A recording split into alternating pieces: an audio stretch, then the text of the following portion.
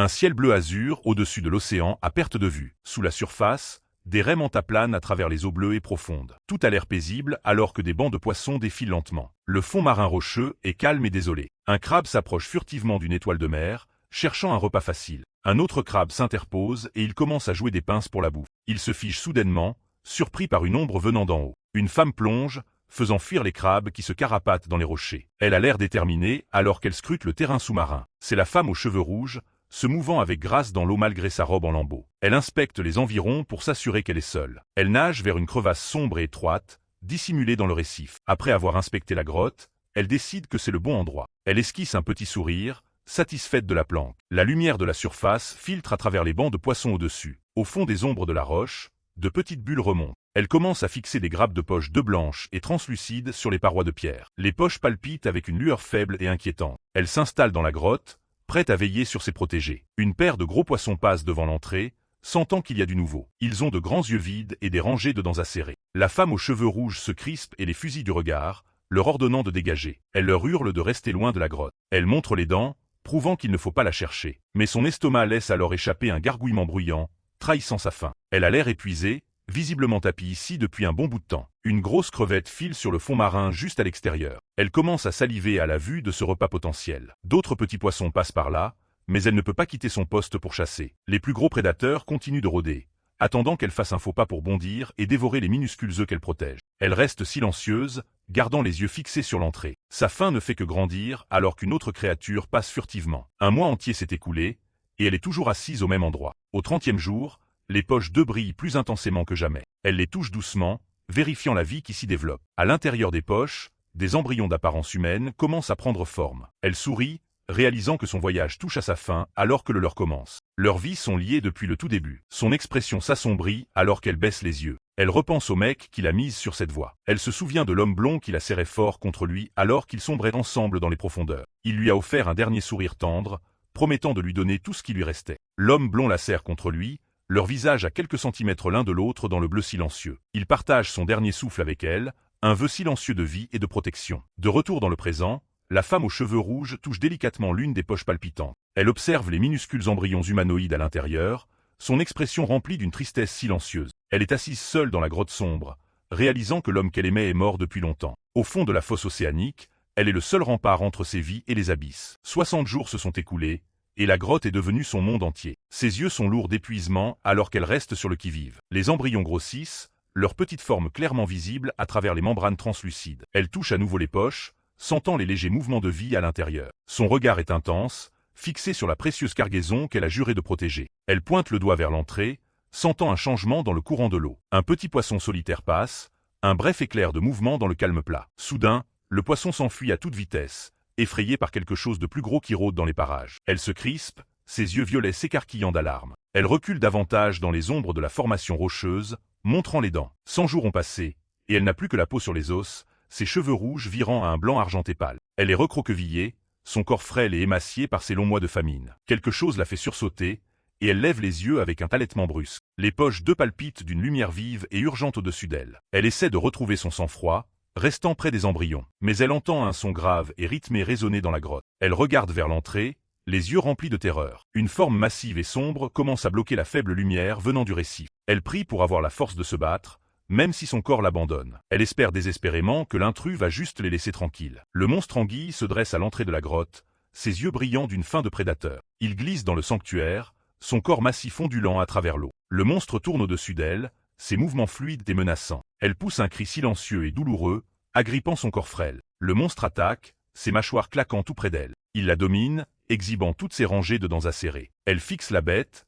paralysée par la peur et la faiblesse. Le monstre anguille ouvre grand la gueule, prêt à tout avaler dans la grotte. Elle hurle et tente de repousser la tête massive à main nue. La créature attaque de nouveau, mordant les rochers même derrière lesquels elle se cache. Elle pousse un dernier cri désespéré alors que les mâchoires de la bête se referment sur les poches d'œufs. Des bulles et des débris troublent l'eau pendant que la lutte continue dans les ténèbres. 150 jours ont passé, et le sanctuaire a retrouvé son silence. Les nourrissons à l'intérieur des poches ont grandi, leurs yeux maintenant ouverts et alertes. La femme aux cheveux rouges n'est plus que l'ombre d'elle-même, ses cheveux devenus complètement blancs. Ses yeux sont ternes, sa force vitale presque épuisée par le sacrifice atroce qu'elle a fait. La femme aux cheveux rouges contemple le nourrisson aux cheveux bruns encore enfermé dans son orbe lumineux. Le bébé tend ses petites mains, appuyant contre la membrane. Elle tend une main tremblante et couverte de cicatrices pour toucher la poche. À l'intérieur, le bébé ferme les yeux et sourit, sentant la présence de sa mère. Elle lui sourit à travers ses larmes, le visage fatigué mais rempli d'amour. Son corps n'est plus maintenant qu'un squelette desséché, sa robe en lambeaux flottant lâchement sur sa carcasse émaciée, et l'une de ses jambes a été emportée par le poisson monstre il y a longtemps. Elle reste dans la grotte, les poches deux blanches drapées autour d'elle comme un linceul floral. Le 180e jour arrive, et le nourrisson commence à se débattre contre sa prison. D'un coup sec, la membrane se déchire. Le bébé nage dans les eaux libres, rejoint par d'innombrables autres. Les yeux de l'enfant s'écarquillent alors qu'il découvre le vaste océan pour la première fois. C'est un monde d'un bleu infini et de lumière magique scintillante, mais leur mère n'est plus qu'un corps qui n'émet plus aucune force vitale. L'enfant fixe le vide vers sa mère, mais il n'y a absolument aucune réaction. Elle sait que l'océan est un endroit cruel et que beaucoup ne survivront pas. Pourtant, elle espère que certains tiendront le coup pour perpétuer l'étincelle de la vie. Des milliers de minuscules formes dérivent dans l'eau comme des étoiles. Elle donne sa bénédiction finale, son cœur rempli de l'amour d'une mère. Ses yeux se ferment lentement alors que son esprit trouve enfin la paix. Les créatures nouveau-nées sont emportées par un grand courant tourbillonnant. Elles montent vers la lumière, laissant derrière elles les ténèbres de la fosse. Le nourrisson aux cheveux bruns jette un dernier regard en arrière. Sa mère repose immobile, ses cheveux d'argent dérivant comme des algues dans le courant. Un gros poisson prédateur passe à toute vitesse,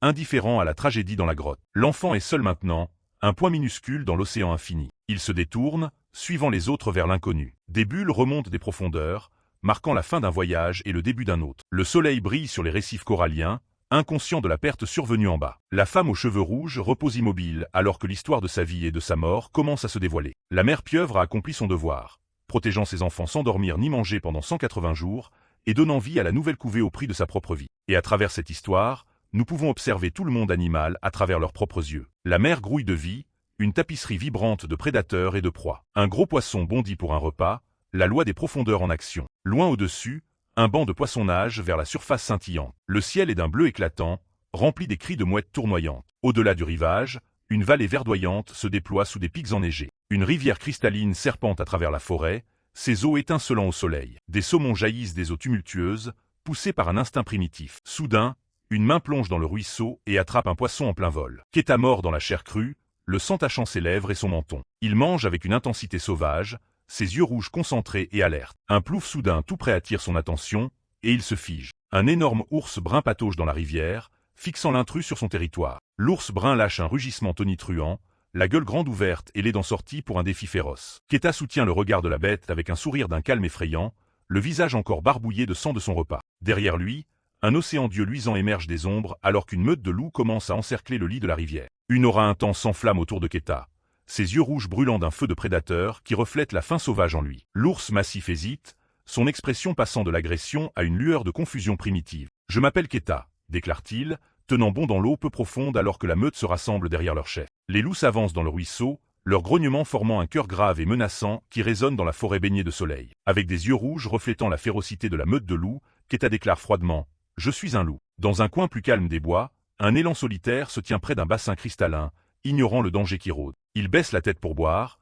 la surface de l'eau ondulant doucement alors qu'il profite d'un instant de paix. Soudain, les oreilles de l'animal frémissent lorsqu'un bruit sec brise le silence de la clairière. L'élan relève la tête, les yeux écarquillés d'alarme alors qu'il sent un prédateur approcher dans les broussailles. Un bruissement dans les hautes herbes fut le seul avertissement avant qu'une silhouette floue ne jaillisse à découvert. Keta se lance dans les airs à une vitesse sauvage, les mains tendues comme des griffes alors qu'il réduit la distance. L'élan pousse un cri surpris, esquivant instantanément le bond de Keta. Keta percute le sol et dérape dans l'herbe, les dents serrées dans un grognement de frustration. La chasse est lancée alors que l'élan détale à travers la prairie, Keta à ses trousses. « Ouag !» hurle-t-il, sa voix formant un rugissement sauvage et guttural qui fait écho au cri de la meute. D'un bond désespéré, Keta se jette en avant et plante ses dents profondément dans la puissante patte arrière de l'élan. Les yeux de l'élan s'enflamment de douleur et de choc, ses instincts hurlant alors que le prédateur s'agrippe. L'animal ne s'arrête pas, traînant Keta sur la terre rugueuse alors qu'il poursuit sa course folle vers la liberté. « Ag ! Il s'arrête pas ce con !» grogne Keta, le visage en sang alors qu'il s'accroche à sa proie frétillante de toutes ses forces. Il plisse les yeux, sa concentration se focalisant sur l'unique but primitif de faire tomber la bête. La force de ce truc est beaucoup trop dingue, réalise-t-il, juste avant qu'un puissant coup de sabot ne l'envoie valser en arrière dans les airs. Keta verrouille son regard sur sa proie, les dents serrées, prêt à frapper. Il fonce en avant, mais l'élan n'est déjà plus qu'une masse floue en mouvement. Il se met à sprinter derrière lui, hurlant à l'animal de s'arrêter et de l'écouter une seconde. Il supplie la bête de juste se transformer en viande pour lui aujourd'hui, promettant qu'il ne la chassera plus jamais si elle le laisse juste grailler. Il ne lâche pas l'affaire, criant qu'il n'y a aucun endroit où l'élan peut courir pour se cacher de lui. Il lâche un rugissement féroce, jurant de le traquer jusqu'au bout du monde. Soudain, un coup massif le frappe en pleine tête en pleine course. L'impact l'envoie s'écraser dans l'herbe, le sang giclant sous la force du choc. Il percute violemment le sol, poussant un cri de douleur. Sonné et en sang, il lève les yeux à travers le brouillard rouge pour voir qui vient de le démonter. Un colosse barbu le domine, ayant l'air totalement blasé. Il dit au loup rachitique de foutre le camp, affirmant qu'il ne se laissera pas abattre par un gamin comme lui. Keta réplique du tac au tac, furieux que quiconque ose parler à un loup de cette manière. Le grand gaillard commence juste à marcher vers lui, demandant s'il veut vraiment s'en prendre une autre. L'homme s'identifie comme le roi élan de cette région. Il demande si Keta a seulement capté qu'il empiétait sur le territoire de la meute Murakotacha. Il soupire, traitant Keta de kleps paumé complètement à l'ouest qui vient juste de quitter sa tanière. Keta a l'air confus, n'ayant jamais entendu parler de ses dirigeants avant. Le roi explique que la meute est tristement célèbre pour traquer et tuer n'importe quel loup qui envahit ses terres. Il mentionne qu'un autre chien errant tout comme Keta s'est pointé ici il y a à peine quelques jours. Il n'a pas fallu longtemps du tout à la meute pour débusquer l'intrus. Ils l'ont laissé à l'état de cadavre déchiqueté, rongé jusqu'à l'os et mis en lambeaux. La description brutale fait son effet, et la fierté de Keta commence à vaciller. Le roi se marre, lui disant qu'avec sa gueule d'abruti, il sera mort dans 3 jours max. Le grand gaillard se fout de Keta, lui demandant si sa voix commence à trembler maintenant. Keta lui hurle en retour qu'il n'a pas peur d'eux du tout, insistant sur le fait qu'il est le loup le plus fort du coin. Il continue de brailler,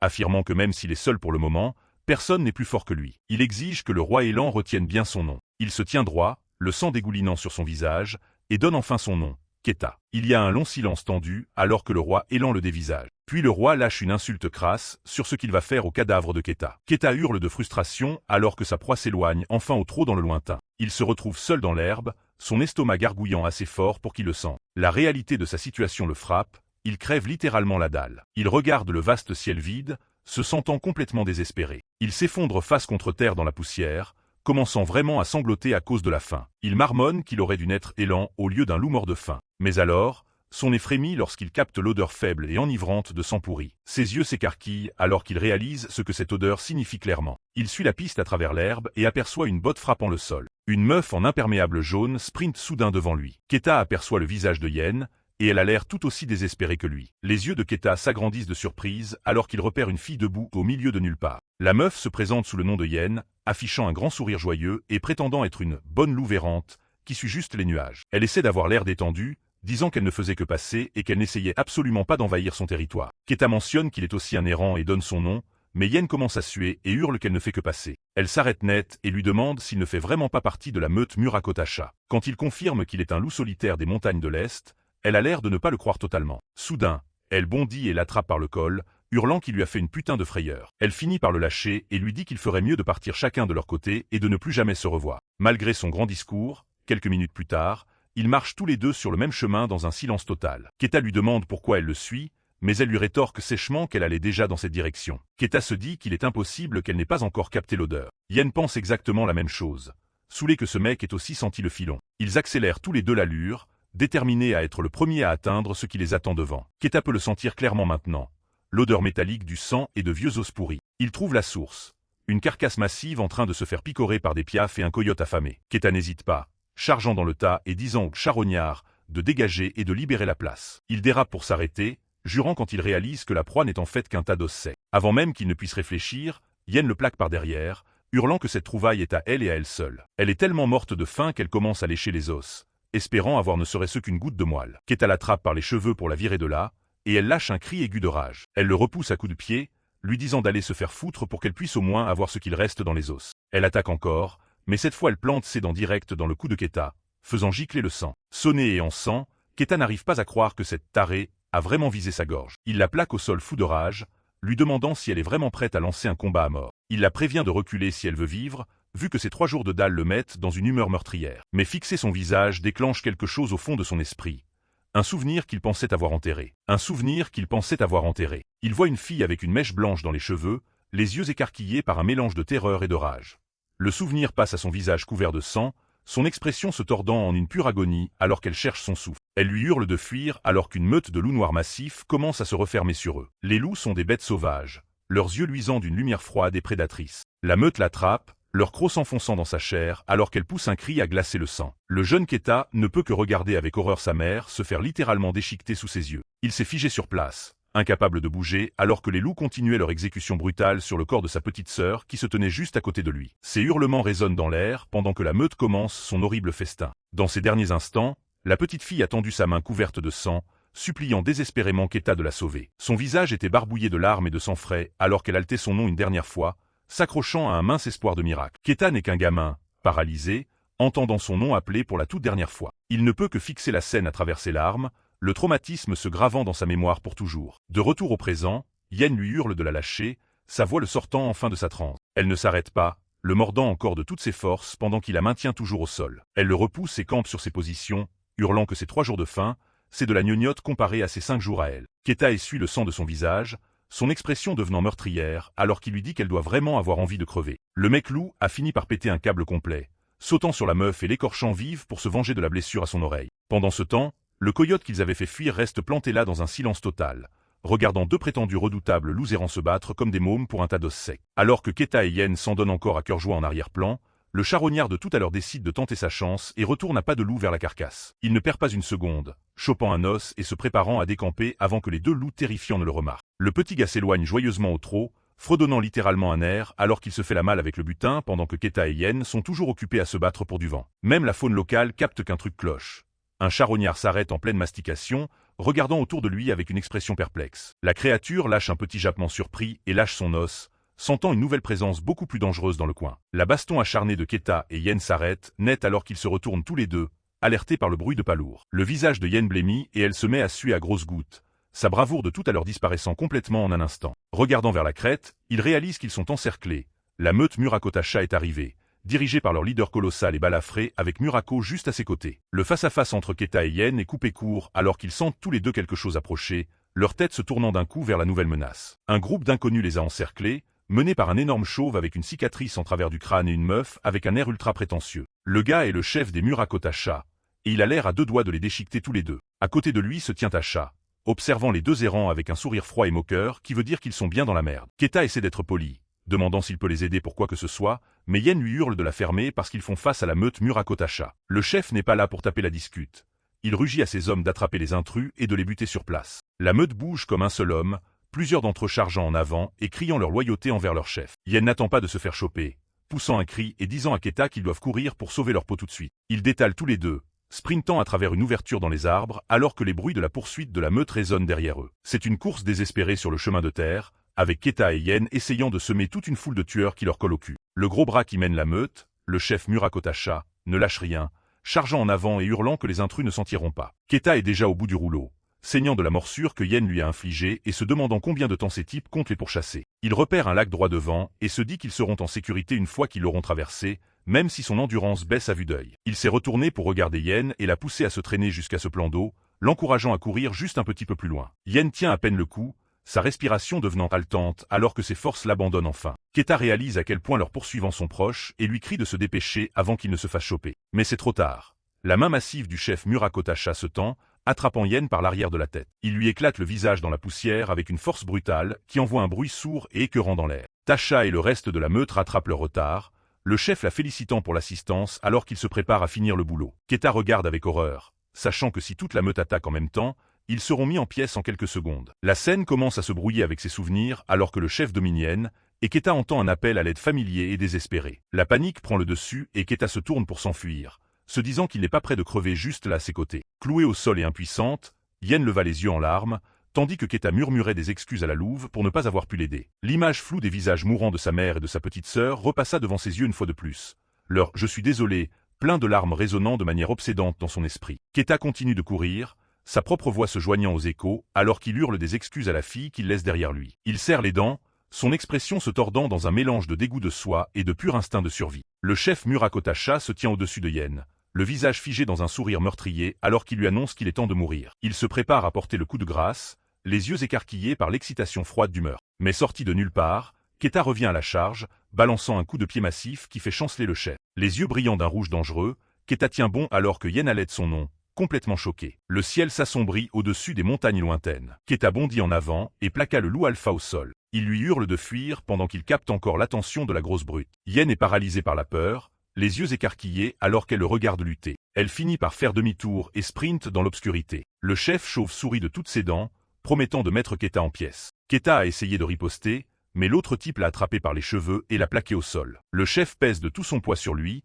disant d'arrêter de gaspiller son énergie. Il se penche tout près, les yeux brûlants d'une lueur sadique. Keta réussit à choper le col du gars, refusant de crever en silence. Il met tout ce qu'il a dans une contre-attaque, même si ça veut dire crever ensemble. Soudain, il s'arrête, repérant un truc du coin de l'œil. Tout un groupe d'ombres bondit des arbres vers lui. Tasha mène la charge, ressemblant à une bête sauvage prête à se nourrir. Au loin, Yen courait toujours aussi vite que ses jambes le lui permettaient. Mais l'idée de le laisser là pour mourir commence à la ronger. Elle dérape pour s'arrêter et lève les yeux, sentant un changement dans le vent. Son nez frémit alors que l'odeur d'une tempête en approche l'atteint. Les nuages au-dessus se sont transformés en un immense vide tourbillonnant. Elle se tourne vers le combat avec un regard déterminé. De retour dans la clairière, Keta se fait absolument massacrer. Tasha plonge et plante ses crocs profondément dans son cou. Il est écrasé dans la boue alors que le reste de la meute se rapproche pour le coup de grâce. En sang et brisé, Keta réalise que c'est peut-être la fin du voyage. Il observe ses agresseurs avec un regard flou, perdant la force de bouger. Puis, une voix familière résonne sur le champ de bataille. Yen lui hurle de ne pas abandonner,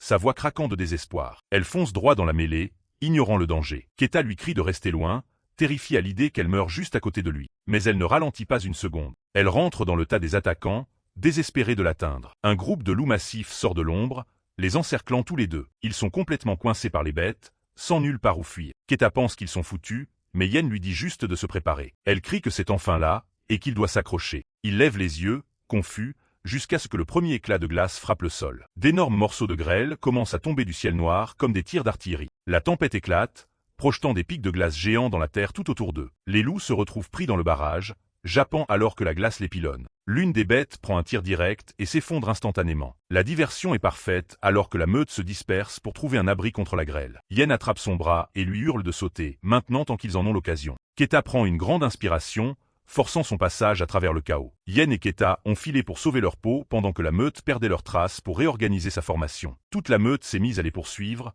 mais les grêlons continuaient de s'abattre sans relâche. Les éclats de glace s'écrasaient dans la boue, forçant la meute à pourchasser aveuglément les deux loups errants. Yen et Keta s'en foutaient complètement, fonçant droit devant à travers la grêle aveuglante. Le bord de l'eau était juste devant eux. Yen montra les dents et grogna. La porte de sortie de ce merdier était juste devant elle. Les yeux de Keta étaient remplis d'une détermination absolue.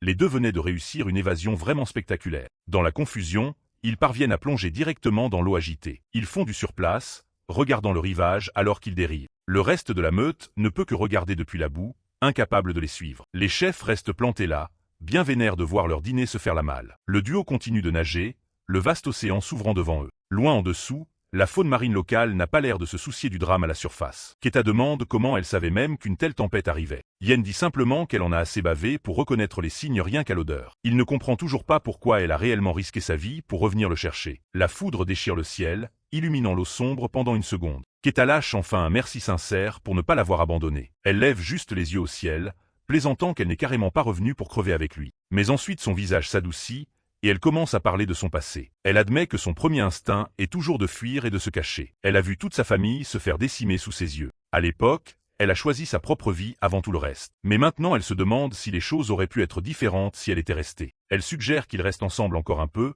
vu qu'ils font une bonne équipe. Keta est pris au dépourvu par la proposition. Il commence à repenser à son propre passé, à l'époque où les choses étaient plus simples. Il se souvient d'une époque où faire partie d'une meute signifiait qu'il n'y avait rien à craindre. L'idée d'avoir enfin quelqu'un pour assurer ses arrières commence à lui plaire. Il lui dit qu'il est les muscles et qu'elle est le cerveau, donc ça pourrait le faire. N'importe quoi est mieux que d'essayer de survivre dans cet enfer tout seul. Il sourit et lui demande si elle est vraiment partante, mais un rugissement soudain de l'océan lui coupe la parole. La foudre frappe l'eau juste à côté d'eux, envoyant une décharge massive dans la mer. Le courant les a séparés avant même qu'ils ne s'en rendent compte, et Keta a commencé à hurler frénétiquement le nom de Yen. Il roula des yeux pour regarder autour de lui, mais il n'y avait personne en vue. Il crie son nom par-dessus le bruit de la tempête déchaînée, mais aucune réponse. Les vagues déferlantes l'ont englouti tout entier alors qu'il était entraîné plus loin du rivage. La tempête fait rage, ne laissant derrière elle que l'eau sombre et la pluie. Un petit animal passe la tête sur une plage voisine, regardant la marée. Le corps de Keta finit par s'échouer, ressemblant plus à un bout de bois flotté qu'à un loup. Il est vivant, mais il est de nouveau seul,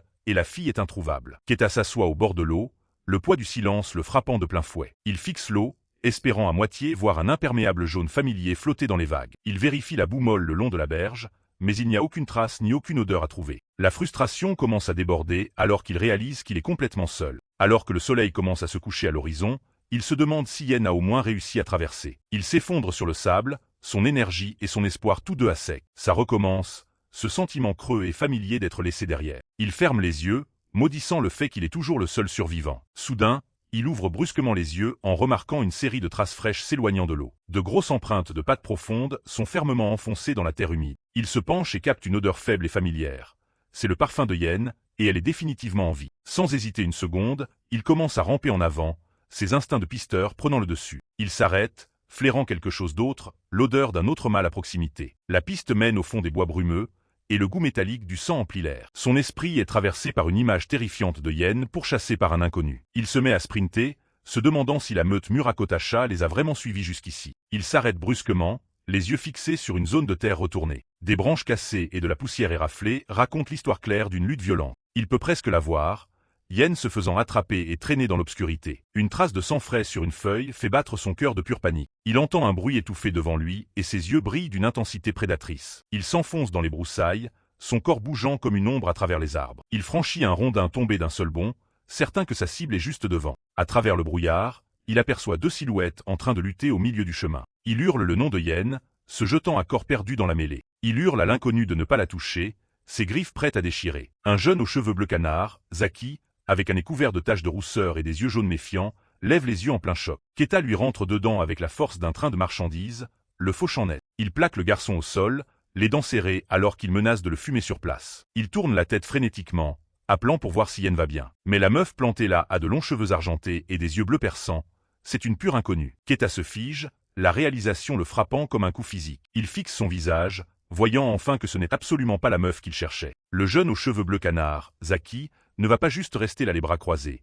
Il plaque Keta à son tour. Zaki plante ses crocs dans le cou de Keta, frappant exactement la même blessure de son précédent combat. Ils partent tous les deux en roulé-boulé dans la poussière, grognant de douleur et de frustration. Ils s'écartent en catastrophe, respirant tous les deux bruyamment et cherchant une ouverture. Zaki s'arrête une seconde, remarquant les bandages crades et le vieux sang sur le cou de Keta. Keta lui lance juste un regard noir, affirmant obstinément qu'il va parfaitement bien. Zaki n'avale pas la pilule et charge à nouveau, visant une attaque directement sur le point faible. Mais il s'arrête soudain net, regardant le sol vide avec un regard d'horreur pure. Il hurle à propos de sa viande disparue au moment où il voit tous les deux la meuf aux cheveux argentés prendre la fuite. La femme aux cheveux argentés fait un clin d'œil joueur, signe clair qu'elle a eu exactement ce pourquoi elle était venue. Elle serre l'oie blanche contre sa poitrine, jetant un regard froid et moqueur au chaos qu'elle laisse derrière elle. Zaki ne perd pas une seconde, fonçant après elle dans les bois avec un cri de rage pure. Il est absolument fou de rage, hurlant à plein poumon sur la difficulté qu'il a eu à attraper ce satané piat. Mais Keta n'est pas prêt de le laisser filer non plus, bondissant en avant et attrapant Aki par la tête pour le ramener au sol. Zaki se débat dans la poussière,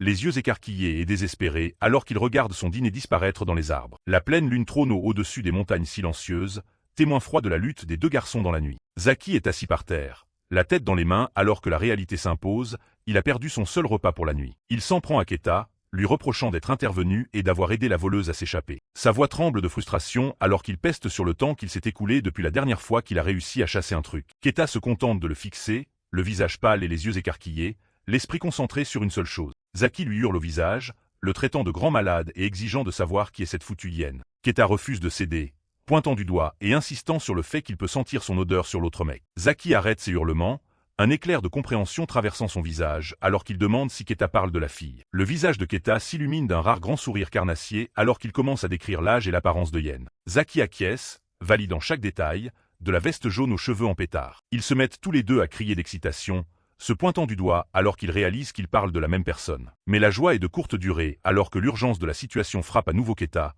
et il exige de savoir où elle est. Zaki explique qu'il l'a trouvée plus tôt, inconsciente et échouée près du lac. Un flashback montre Zaki marchant dans les bois avec son butin, pour finalement tomber sur une petite silhouette en imperméable jaune. Il l'avait fixée, se demandant une fraction de seconde s'il avait trouvé un louveteau mort sur le rivage. Il s'est agenouillé à côté d'elle, vérifiant son pouls et poussant un soupir de soulagement en voyant qu'elle était encore en vie. Mais juste au moment où il allait l'aider, la femme aux cheveux argentés a surgi des ombres avec un regard de prédateur. Zaki a sursauté et reculé, complètement pris au dépourvu, pensant que quelqu'un chargeait pour l'attaquer. Il a fermé les yeux très fort, se préparant à l'impact, mais un instant est passé et absolument rien ne s'est produit. Quand il a rouvert les yeux, sa proie avait disparu comme par magie. Retour au chaos.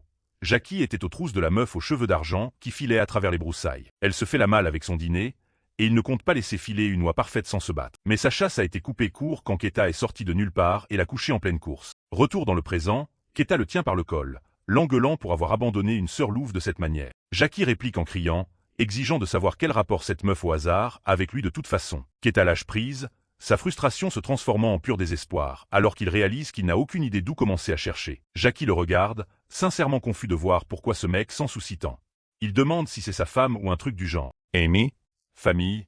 Keta continue de secouer la tête, ce qui laisse Jackie encore plus perplexe. Pour un loup solitaire comme lui, l'idée de risquer sa vie pour un inconnu est juste complètement folle. Mais Keta le regarde droit dans les yeux et lui dit qu'ils ont survécu ensemble. Ces mots prennent Jackie au dépourvu, le laissant un instant sans voix. Il se répète la phrase à lui-même, comme si c'était un concept que son cerveau avait du mal à intégrer. Il finit par se présenter sous le nom de Jackie, et Keta lui donne le sien en retour. Jackie décide de donner un coup de main, bien qu'il ne puisse s'empêcher de chambrer Keta sur son incapacité à capter son odeur lui-même. Le visage de Keta s'illumine, il a enfin trouvé quelqu'un qui peut vraiment montrer le chemin. Jackie lui dit de bouger ses fesses.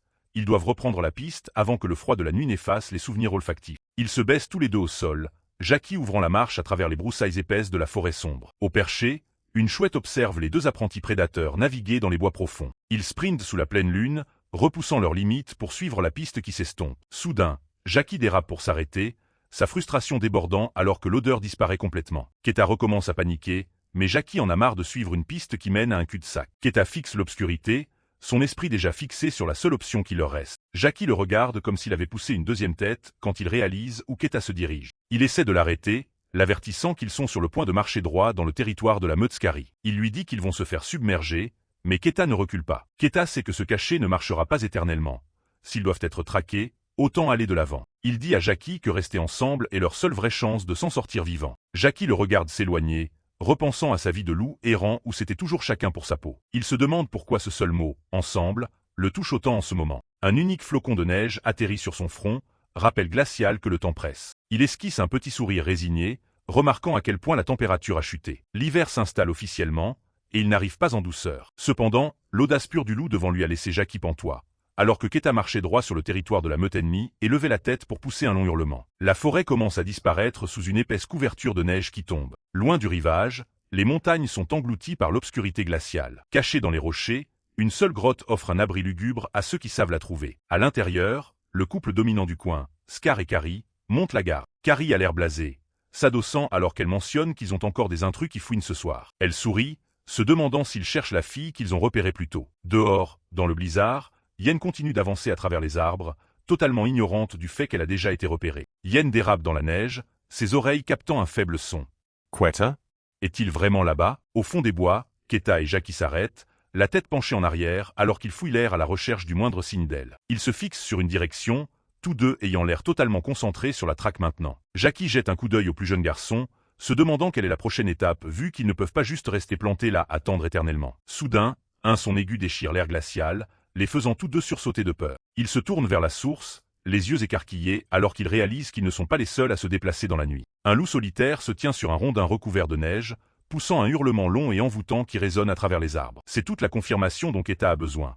Il détale comme une flèche, certain que c'est Yen qui l'appelle. Il hurle son nom dans la nuit, sa voix remplie d'un mélange de soulagement désespéré et de terreur pure. Pendant ce temps, Yen fonce à travers les bois, son imperméable jaune claquant au vent alors qu'elle tente de le rejoindre. Elle crie en retour, désespérée qu'il l'entende, mais elle s'essouffle rapidement. Elle contourne un virage et s'arrête net, trouvant son chemin bloqué par un groupe qui n'est carrément pas amical. Kari la toise avec un sourire moqueur, les marques rouges sous ses yeux ayant l'air encore plus sinistres alors qu'elle commence à fredonner une berceuse tordue sur un faon et sa mère. À côté d'elle se tient Scar, son visage sévère ne montrant absolument aucune pitié pour l'intruse sur son territoire. Le reste de la meute Skari observe, les yeux remplis d'un amusement prédateur alors que la berceuse continue. La meute de loups fixait Yen avec des regards froids et calculateurs, attendant de voir quel serait son prochain mouvement. Les membres de la meute commencent à l'encercler, la chanson de Kari promettant que la douleur ne durera qu'un instant avant que tout ne soit fini. Scar et Kari avancent ensemble, un duo intimidant qui dirige clairement ce coin de la forêt. Yen sent les murs se refermer sur elle, son cœur martelant ses côtes alors que la berceuse atteint sa fin sanglante. Une meute de loups émerge des ombres derrière les humains, la clouant sur place de leurs regards affamés. Non loin de là, Keta et Jackie réduisent la distance, espérant ne pas arriver trop tard pour intervenir. Mais ils s'arrêtent tous les deux brusquement alors que le sol disparaît sous eux au bord de la falaise. Ils se tiennent au-dessus d'une falaise massive, une rivière tumultueuse bouillonnant en contrebas dans l'obscurité. Keta n'hésite pas une seconde, plongeant sur un chemin escarpé et rocailleux car il n'a pas le temps de trouver une voie plus sûre. Jackie le suit de près, même s'il a l'air de regretter chaque choix qu'il a mené ici. De retour dans la clairière, Kari se moque déjà de Yen, lui disant que courir dans son état ne fera qu'empirer les choses. Yen tient bon, montrant les crocs alors qu'elle les avertit de ne pas s'approcher plus s'ils veulent éviter une baston. Carrie rit aux éclats, demandant à la gamine si elle croit vraiment pouvoir affronter toute la meute à elle toute seule. Scar s'avance, la traitant d'impolie pour avoir hurlé sur leur territoire comme si elle était la chef ici. Mais Yen ne compte pas se laisser faire si facilement. Elle riposte, leur demandant pourquoi ils penseraient qu'elle est toute seule ici. Elle lâche un coup de bluff désespéré, affirmant que sa famille est en route pour lui prêter main forte. Son cerveau tourne à plein régime alors qu'elle plonge son regard dans le leur, priant pour que Keta soit assez proche pour rendre son mensonge crédible. Carrie trouve toute cette scène hilarante, se marrant en mentionnant qu'ils ont déjà entendu les hurlements de tout à l'heure. Scar reste silencieux un instant, son nez captant une odeur spécifique qu'il ne connaît que trop bien. Ses yeux se plissent alors qu'il murmure le nom de Murako, un nom qui porte clairement un lourd passif pour lui. Il se souvient de la force brutale de ce chef de meute, et il peut sentir cette même violence partout sur cette fille. Yen voit l'hésitation et réalise qu'elle a peut-être trouvé un moyen de sauver sa peau. Elle décide de jouer le jeu à fond, pariant que la meute Skari reculera s'il pense qu'elle appartient à quelqu'un d'encore plus dangereux. Elle affiche son meilleur visage prétentieux, se foutant de leur gueule pour avoir été si lents à comprendre à qui ils ont affaire. Yen se met à bluffer, prétendant que la meute serait bientôt encerclée de tous côtés par ses alliés. Yen continue son numéro, mentionnant à quel point la meute Murakotacha a beaucoup de bouches à nourrir et qu'ils ne font pas les difficiles sur la bouffe. Elle affirme qu'ils sont à court de proie sur leur propre territoire et pourraient bien être à la recherche de viande fraîche. Les membres de la meute échangent des regards inquiets, la mention de la meute Murakotacha les rendant clairement mal à l'aise. Yen se glisse dans la peau du perso, écartant les bras alors qu'elle leur offre un choix. Soit risquer leur vie dans un combat qu'ils ne peuvent pas gagner, soit la laisser repartir tout de suite. Scar la dévisage, les pièces du puzzle s'assemblant dans son esprit, alors qu'il réalise qu'elle doit être la fille de Murako et Tasha. Yen garde son air hautain, les avertissant de se décider vite car sa famille se rapproche déjà de leur position. Intérieurement, elle jubile, convaincue qu'elle a enfin pris l'avantage et qu'elle peut exploiter la situation pour s'en sortir vivante. Mais le plan se retourne contre elle instantanément alors que les yeux de Scar s'enflamment d'une furie dorée, sa voix tremblant du besoin de venger enfin la mort de son fils aujourd'hui. Le cœur de Yen s'arrête presque quand la réalisation la frappe, elle ne les a pas effrayés. Elle vient de leur donner la raison parfaite pour la tuer. Yen court pour sauver sa peau sous la pluie avec la meute Skari qui la rattrape à toute vitesse. Scar et Carrie mènent la poursuite, ayant l'air prêts à la déchiqueter. Elle atteint le bord de la falaise et glisse, tombant droit vers l'océan en contrebas. Son cri est avalé par le vent alors qu'elle dégringole le long de la paroi rocheuse déchiquetée. Elle percute l'eau dans une énorme éclaboussure, sombrant dans les vagues sombres. Soudain, Keta est juste là, tirant sa tête hors de l'eau. Yen commence à se débattre en pleine panique jusqu'à ce qu'elle entende lui dire de se calmer. Elle réalise enfin qui c'est et n'en croit pas ses yeux. Yen serre Keta fort dans ses bras, juste soulagée de ne plus être seule. Mais le danger n'est pas écarté.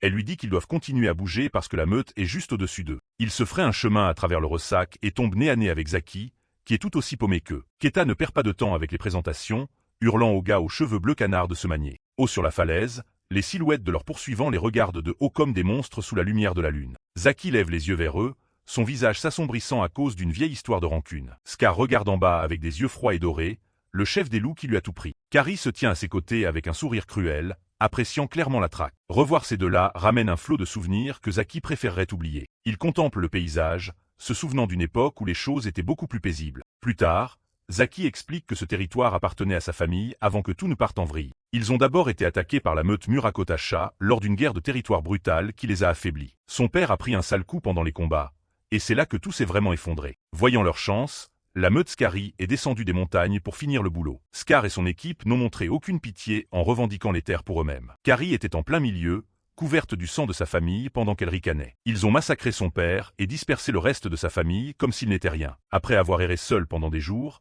Zaki a fini par tomber sur le cadavre de sa mère. Elle avait été nettoyée jusqu'à l'os, ne laissant qu'un squelette dans la poussière. Il était le seul survivant, hurlant à plein poumon au milieu d'une tempête. Maintenant, il est enfin de retour dans son ancienne maison, et son seul but est la vengeance. Yen écoute l'histoire tragique et admet que chaque loup dans ce monde porte ses propres cicatrices. Elle lui dit que s'il a survécu aussi longtemps, il devrait probablement accorder un peu plus de valeur à sa vie. Zaki se contente de sourire, lui disant qu'il ne compte plus être un vagabond solitaire. Il veut fonder sa propre meute, trouver une compagne, et avoir sa propre famille un jour. Il va reprendre ce territoire et devenir plus fort jusqu'à ce qu'il soit prêt à tous les affronter. Yen trouve qu'il fait un peu l'imbécile, mais Aki l'ignore simplement. Il souligne que l'hiver approche et qu'il doit trouver une louve pour être sa compagne le plus tôt possible. Puis il lâche une bombe, disant qu'il y a déjà une jolie louve assise juste à côté de lui. Un silence de plomb s'abat sur le groupe alors qu'ils restent tous plantés là sans rien dire. Keta regarde l'un et l'autre, complètement largués par la tension romantique. Il fixe juste le vide, ne pigeant pas vraiment ce que Zaki sous-entend. Le visage de Yen devient rouge pivoine alors qu'elle cherche ses mots pour répondre. Zaki demande tout naturellement si c'est vrai qu'elle et Keta ne sont pas vraiment en couple.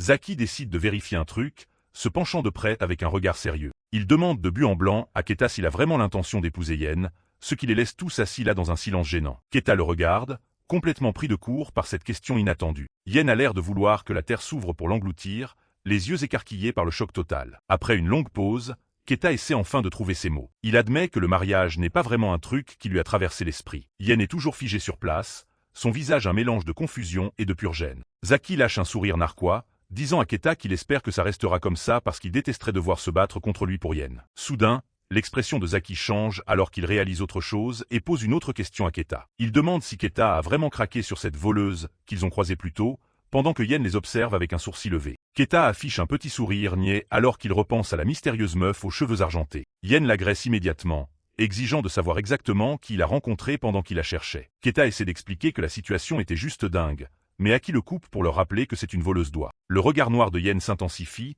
réalisant que Keta était occupé à suivre l'odeur d'une autre meuf au lieu de la retrouver. Il panique, essayant de se défendre en disant qu'il a juste suivi les bruits d'une bagarre. Yen se penche en avant, les yeux plissés alors qu'elle pose la seule question qui compte. Est-ce qu'elle était jolie? Keta détourne le regard, avouant que ouais, elle était plutôt pas mal. Il la décrit comme ayant une vibe mature et élégante, ce qui ne fait qu'empirer l'humeur de Yen. Il mentionne qu'elle était grande et avait une voix unique, se frottant le menton en se rappelant les détails. La seconde après, Keta se prend la main de Yen en pleine face alors qu'elle lui claque une énorme baffe. Elle le repousse avec un regard de pur dégoût, affirmant qu'elle a juste faim et qu'elle a perdu patience. Yen se lève brusquement et crie qu'elle a fini de parler de mariage.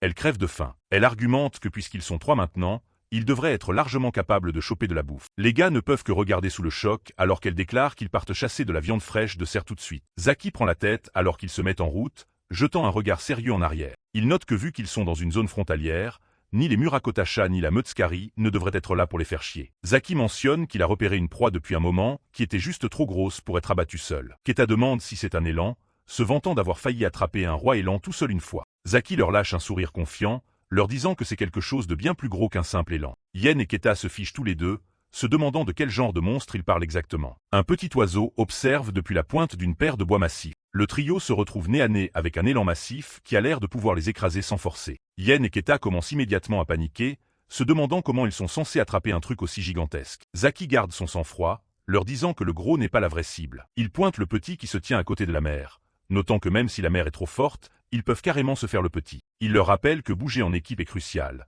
surtout qu'ils ont tous les 3 déjà fait partie d'une meute. La mère, Élan, les regarde avec suspicion alors que le groupe commence à se mettre en position. Zaki déclare qu'en tant que chef, son rôle est de porter le coup de grâce, donc les autres doivent distraire la mère. Yen et Keta ne sont pas de cet avis, argumentant tous les deux que Zaki devrait être celui qui fait la pas. Zaki leur dit de la boucler, se demandant s'il pige au moins quelque chose à la chasse en meute. Il essaie de faire le mec cool, disant à Yen qu'il va lui montrer le vrai charme d'un puissant loup mâle. Mais alors que la mère Élan commence à se rapprocher, la confiance de Zaki s'évapore complètement et il leur hurle d'aller la distraire immédiatement. Zaki regarde Keta d'un air inquiet pendant que Yen lui dit de manière expéditive que ça va le faire. La gigantesque mère Élan pousse un mugissement assourdissant alors qu'ils approchent. Keta et Yen chargent en avant alors que Zaki leur crie son soutien de l'arrière. Yen et Keta ont tous les deux l'air incroyablement déterminés à choper enfin de la boue. La mère Élan se cabre, les dominant comme une énorme montagne de fourrure et de muscles. Keta serre les dents et résiste au vent alors que la bête abat ses sabots. Zaki observe le chaos à bonne distance, ayant l'air un peu sceptique sur le plan. Le plan foire instantanément, et Yen hurle à Zaki de prendre le relais alors qu'il fuit pour sauver leur peau. Le petit élan tente de se faire la malle alors que le groupe s'éparpille. Zaki saute dans les airs et réussit à planter ses crocs dans l'épaule du petit. Le petit est bien plus costaud qu'il n'en a l'air et envoie Aki valser d'une seule ruade. Maintenant c'est au tour du petit de chasser, alors qu'il poursuit un Zaki terrifié à travers les arbres. Zaki hurle de panique, se demandant comment un bébé élan peut être aussi flippant. Il s'inquiète que sa réputation de mâle alpha ne soit sur le point de partir direct à la poubelle. Keta et Yen se regroupent, Yen râlant qu'ils auraient dû juste laisser Keta s'en charger. Ils décident d'une dernière charge à fond, poussant un rugissement en courant vers la famille Élan. La mère Élan n'est pas impressionnée et les envoie tous les deux rouler dans l'herbe. Zaki se prend un autre coup direct, se prenant cette fois un coup de sabot en pleine face par le petit. Le trio vaincu bat précipitamment en retraite alors que la famille Élan les regarde partir depuis la lisière de la forêt. Zaki brandit le poing vers eux, promettant qu'il reviendra pour une revanche un jour. Une image anthropomorphique d'un jeune fan avec du sang sur la joue, levant les yeux en état de choc pur. Elle est tenue fermement par une mère biche portant une longue robe, debout dans une clairière baignée de soleil. De retour à la réalité, Zaki et Keta essaient de garder le moral en se faisant un check. Yen est complètement au bout du rouleau, assise par terre et gémissant sur le fait qu'elle crève de faim. Zaki promet à Yen qu'il va lui trouver un truc à croquer, peu importe comment. Juste à ce moment-là, un petit lapin sautille juste devant eux, attirant l'attention de Zaki. Les 3 se mettent instantanément à sprinter après le lapin, se hurlant de ne pas le laisser filer. Yen est tellement concentrée sur le lapin qu'elle ne voit pas une racine et trébuche, s'étalant la face dans la terre. Zaki et Keta plongent tous les deux au même endroit, alors que le lapin fait un virage serré. Ils finissent par se rentrer dedans et finissent en un tas douloureux pendant que le lapin s'échappe sans effort. Ils restent assis là, couverts de bleu et tremblants de frustration face à leur propre incompétence. Soudain, les crocs de quelqu'un d'autre s'enfoncent dans le lapin, terminant la chasse qu'ils ont commencée. C'est Shelly, la femme aux cheveux argentés, et elle attaque déjà le repas qu'il visait. Zaki la pointe du doigt avec un air accusateur, reconnaissant immédiatement la meuf de tout à l'heure. Shelly se lève calmement, les remerciant d'avoir été de si bons appâts. Zaki est au-delà de la rage, exigeant de savoir si elle a déjà bouffé toute l'oie qu'elle lui a chourée. Il déclare qu'elle est morte et se jette sur elle, mais Yen a déjà un temps d'avance. Yen plaque Shelly avec un regard féroce, prenant la voleuse complètement par surprise. Les deux roulent dans l'herbe dans une bagarre chaotique. Keta observe sous le choc total les deux meufs se battre pour le lapin. Yen maintient Shelly au sol, sa main autour du cou de l'autre meuf pour l'immobiliser net. Avec un regard noir glacial, Yen avertit Shelly que le lapin est à elle. Shelly reste calme tout en étant clouée au sol, affirmant avec arrogance que le lapin appartient au loup qu'il a attrapé. Yen montre les dents en grognant, menaçant Shelly de ne pas toucher à sa bouffe. Soudain, la situation s'inverse alors que Shelly attrape Yen par la gorge, lui coupant la parole. Shelly retourne Yen sans effort, la plaquant au sol tout en se plaignant de son piaillement constant. Avec un regard froid et perçant, Shelly défie Yen d'essayer de prendre le lapin par la force. Avant que Yen ne puisse répondre, Shelly est frappée par une attaque surprise de Zaki qui l'envoie rouler en arrière. Zaki s'avance, déclarant qu'un seul lapin n'est pas prêt de rembourser la dette qu'elle leur doit. Shelly se remet vite, se remettant sur ses pieds avec un regard de concentration intense et une petite moue. Yen lâche un cri sauvage et charge à nouveau Shelly, sa rage bouillonnant complètement. Keta intervient soudainement, se plaçant entre les deux filles et les repoussant les bras écartés. Avec un regard inquiet et fatigué, Keta demande doucement à ses amis d'arrêter de se battre. Yen est scié par l'intervention de Keta, exigeant de savoir pourquoi il prend la défense de la voleuse. Yen crie de frustration face au pacifisme de Keta, pendant que Zaki regarde avec une expression blasée et pas amusée du tout. Zaki pointe la fille aux cheveux argentés du doigt, la traitant toujours de voleuse alors qu'ils se font tous face. À la surprise générale, Keta se tourne vers Shelly et lui demande si elle veut chasser avec eux. Yen est complètement choqué par la proposition, tandis que Zaki essaie de rationaliser la chose comme la formation d'une vraie meute de loups. Zaki affiche un sourire narquois, espérant secrètement que si les deux autres se mettent en équipe, Yen n'aura pas d'autre choix que de venir vers lui. Shelly rejette l'idée directe, déclarant qu'elle n'a aucune intention de chasser avec des gens qui ne sont pas de sa famille. Elle ajoute une dernière pique sur leur incapacité à choper un seul lapin avant de leur tourner le dos. Yen la balaie de la main, lui disant de dégager, pendant que Zaki regarde la meuf aux cheveux argentés s'éloigner avec un soupir ronchon. Zaki se met à parler du goût de la viande d'élan comme s'il décrivait un repas 5 étoiles. Il s'étend sur l'odeur d'une proie fraîche alors que les autres l'écoutent, à moitié horrifié et à moitié mort de faim. Il décrit la sensation d'enfouir son visage dans la carcasse chaude, rentrant vraiment dans les détails. Yen se contente de le dévisager, se demandant probablement si ce gars a vraiment toute sa tête. Keta boit ses paroles, imaginant déjà cette montée d'adrénaline et cette saveur. Même la petite nouvelle, Shelly, a l'air de commencer à reconsidérer son mode de vie solo pour un bon repas. Zaki insiste sur le fait qu'on ne peut juste pas comparer un élan énorme à des broutilles comme des lapins ou des oies. Toute l'équipe se retrouve soudain à partager une rêverie collective d'un gigantesque festin de victoire. L'estomac de Shelly parle clairement pour elle, maintenant alors qu'elle contemple l'offre. Elle décide de les suivre juste pour cette fois, bien que Yen ne lui déroule pas exactement le tapis rouge. Keta et Zaki sont à fond pour, mais Yen est bien saoulé qu'ils prennent des décisions de meute sans elle. La meuf aux cheveux argentés se présente sous le nom de Shelly et demande avec qui diable elle bosse. Keta et Zaki se présentent avec un grand sourire, pendant que Yen reste plantée là à fulminer. Yen lâche un TSK classique, rendant très clair le fait qu'elle n'est toujours pas fan de cet arrangement. Les choses tournent au vinaigre immédiatement pendant leur chasse, quand Keta se prend un énorme coup en pleine gueule. Une mère élan le piétine dans la boue, pendant que les autres ne peuvent que regarder sous le choc. L'élan se taille,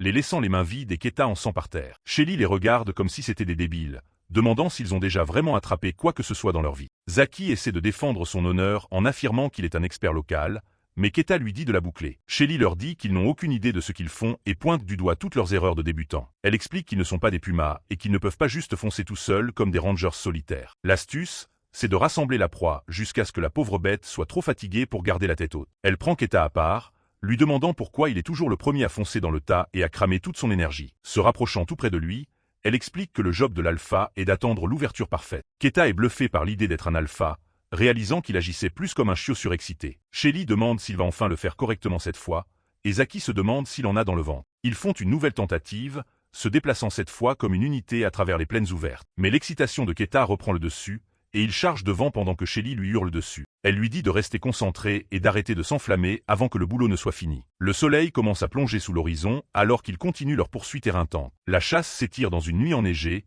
le groupe traquant sans relâche la piste de l'élan. C'est un long et froid jeu de patience alors qu'ils attendent leur heure. Finalement, le quatuor se déploie, encerclant et se rapprochant de tous les côtés, se coordonnant parfaitement comme une vraie meute de loups. L'élan est à bout, haletant et trébuchant dans la neige épaisse. Il finit par perdre l'équilibre, et ils savent que c'est la seule chance qu'ils auront. Ils bondissent, abattant l'animal massif dans un tourbillon de neige et de crocs. La victoire est douce et très sanglante, alors qu'ils s'assurent enfin leur festin tant attendu. Keta et Shelly plongent la tête la première, le visage couvert de rouge alors qu'ils déchirent la viande fraîche. Pendant que les gars étaient occupés à s'empiffrer, Yen se sentait un peu mal à l'aise de les voir tous les deux si proches l'un de l'autre. Yen s'est immédiatement frayé un chemin, séparant les deux, et a utilisé l'excuse que les intestins devraient lui revenir. Keta la dirige vers le foie, lui promettant que c'est la meilleure partie de toute la proie. Yen finit par attaquer la bouffe, et vu la tête qu'elle tire, elle est enfin satisfaite. Yen dévore sa part, mais la tension interne du groupe n'est pas encore redescendue. Et juste comme ça, elle a replongé et a violemment mordu Shelly à la tête. Keta essaie de faire l'adulte, leur disant d'arrêter tant qu'il y a encore à manger. Mais leurs chamailleries sont coupées net par un ordre glacial résonnant sur la neige. « Arrachez-leur les tripes »,